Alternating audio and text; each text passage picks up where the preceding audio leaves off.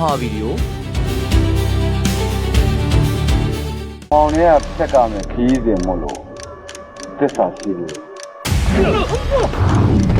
ကျုပ်ပေါ်မှာမကြောဘူးဆိုသစ္စာရှိတယ်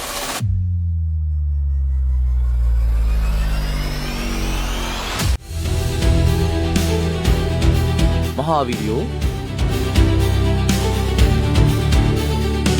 အားတော့မသိလို့မသိပြောတာလေဗျာခင်ဗျာ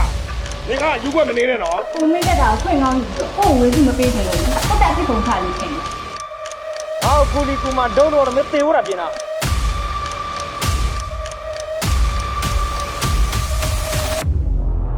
ကျုပ်ကယောက်ျား